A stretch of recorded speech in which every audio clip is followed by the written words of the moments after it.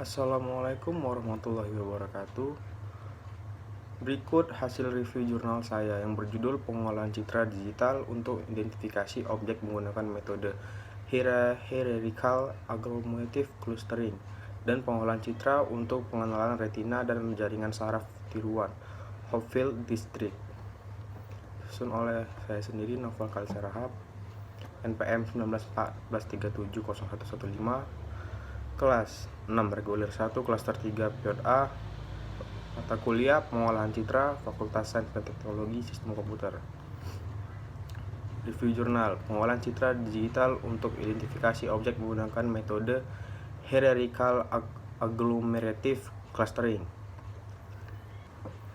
Latar belakang: pengelompokan data berdasarkan klaster atau kelas dan merupakan teknik untuk mengorganisasikan data yang tidak terstruktur tersebut menjadi suatu struktur data yang mempunyai nilai informasi.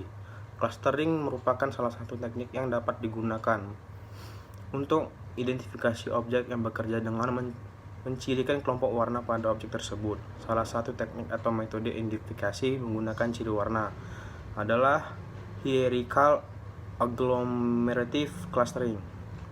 Tujuan penelitian: menawarkan solusi yang sederhana dan cepat dalam pengelompokan piksel warna, kemudian diberi label sebagai identitas. Pelabelan klaster adalah proses memberikan identitas berupa nama atau ciri pada suatu klaster agar klaster tersebut dapat dikenali. Metode penelitian: metode penelitian yang digunakan adalah metode air terjun atau waterfall. Model SDLC, air terjun atau waterfall, sering juga disebut model sequential linear atau alur hidup klasik atau classic life cycle, dan menggunakan metode Hierarchical Agglomerative Clustering yang bekerja dengan pengelompokan piksel warna pada objek berdasarkan jarak tetangga terdekat. Objek penelitian: sistem pengenalan bunga dan identifikasi objek benda tajam pada citra X-ray. Hasil dan pembahasan: pengolahan citra dan pengklarifikasikan jarak menghasilkan tingkat akurasi tinggi sebesar 85% dengan menggunakan jarak Manhattan dengan ekstraksi ciri histogram. Penelitian terkait pengolahan citra juga dilakukan oleh Andy tentang identifikasi objek benda tajam pada citra X-ray, di mana proses identifikasi dilakukan dengan menghitung boundary objek dan segmentasi warna. Hasil dari pengamatan melalui monitor mesin X-ray dan hasil pengamatan menggunakan pengolahan citra digital adalah sama. Adapun hasil dari penelitian ini terdiri dari beberapa form, yaitu form utama, form pelatihan, dan form identifikasi. Program sistem identifikasi. Kelebihan penelitian: program sistem identifikasi objek pada citra digital menggunakan metode Hierarchical Agglomerative Clustering yang dibangun dapat memberikan hasil yang cukup baik, di mana proses identifikasi menghasilkan hasil yang sesuai dengan objek yang terkandung pada citra digital. Proses identifikasi cukup baik. Kekurangan penelitian: proses identifikasi cukup baik, namun dapat menghasilkan identifikasi yang buruk jika objek yang berbeda memiliki ciri warna dominan yang sama, sehingga diperlukan penelitian lebih lanjut dengan menambah algoritma atau metode untuk mengatasi kelemahan tersebut.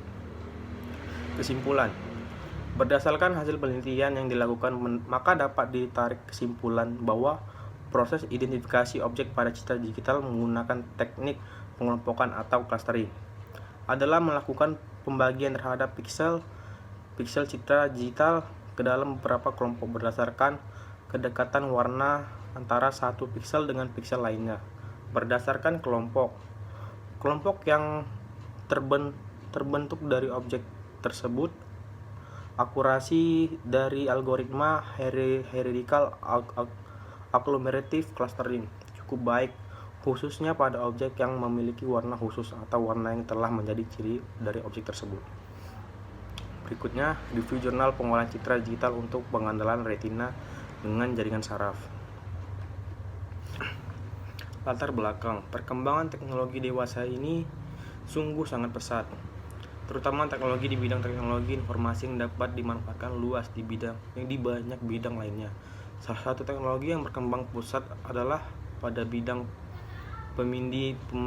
pemindaian biometrik atau biometric scanning. Dan pemindaian biometrik ini antaranya sidik jari, retina mata, iris mata, wajah, dan suara. Teknologi ini sangat berguna untuk mencegah pemeluasan identitas karena sangat sulit untuk memalsukan data yang berasal dari anggota tubuh. Tujuan penelitian. Pengenalan retina mata akhir-akhir ini memang dapat banyak perhatian untuk di sebuah aplikasi-aplikasi, antara lain seperti aplikasi pengaman gedung, alat identifikasi password, akun seseorang, dan lain-lain. Metode penelitian. Metode Sobel dan jaringan saraf tiruan Hopfield Discrete. Objek penelitian retina mata. Hasil pembahasan. Proses identifikasi retina ini dibagi menjadi dua tahap utama. Yang pertama adalah prapengolahan atau pre-processing, dan yang kedua adalah proses identifikasi menggunakan jaringan saraf tiruan atau neural network. Hopfield Discrete. Hasil pembelajaran dari jaringan saraf Hopfield ini adalah merupakan kombinasi dari sekian banyak pola biner yang dihitung dengan rumus penjumlahan dari hasil perkalian koordinat dari sumbu X dan Y dari pola-pola retina tersebut. Kelebihan penelitian. Kemampuan jaringan saraf tiruan Hopfield yang diterapkan pada perangkat lunak pengenalan citra digital retina bisa digunakan dengan untuk melakukan pengenalan atau identifikasi.